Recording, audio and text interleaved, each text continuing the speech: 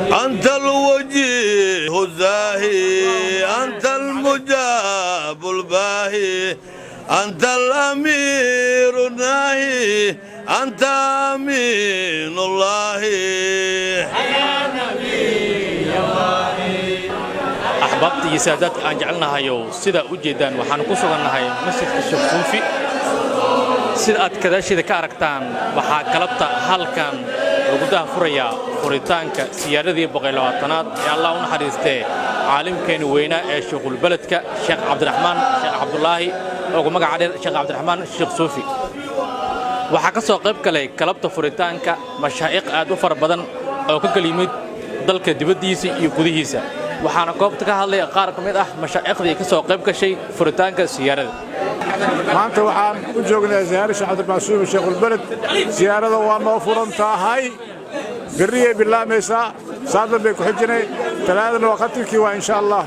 waxaan ka rajaynayaa Ilaahay imtixaan ummadda Soomaaliyeed inuu rajaax ku siiyo Ilaahay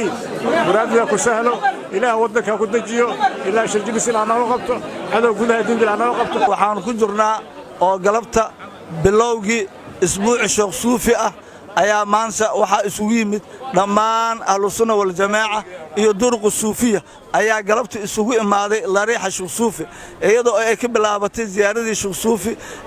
122 oo ay ka soo wareegatay dhimashadii Sheekh Suufi marka ziyaarada Sheekh Suufi waxa daafaha caalamka ka imaaday ahlu sunna wal jamaa meel kasta ay ka joogto ayay kaga imaadeen inay ziyaartaan sheekhoodii Sheekh Abdurrahmaan Suufi galabta waxaan ka soo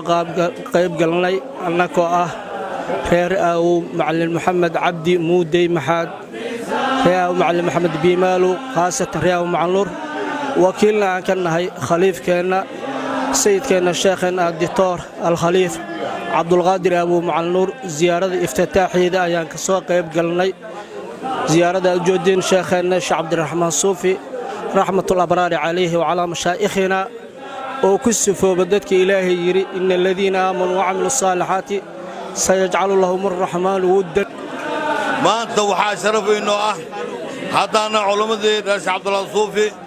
إن زيارتي الشيخ النوبي لابطي oo alxamdulillah waxa ka socota ziyaarta 40 maalmood oo quraan akhris ah guriga Cabdullah Suuf Beetu Saada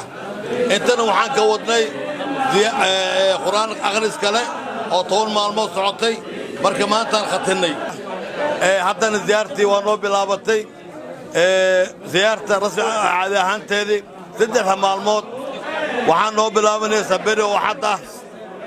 isniinta laba ah ثلاثة وسدعة هبينك أربعة قلبت ثلاثة وبنام بحي هبينك أربعة ونفركي ساقة إلهي يد سرالك نغضب سيارة أي لقوة وذا بالمها صوص عذا إن هالك لقوة سوق تمسده وكله وحان يدرسوا قدمنا دونا وربحنتا قدنك سيارة سادام عبد الله سياد هاي قدين التيفي مقالة مقدشو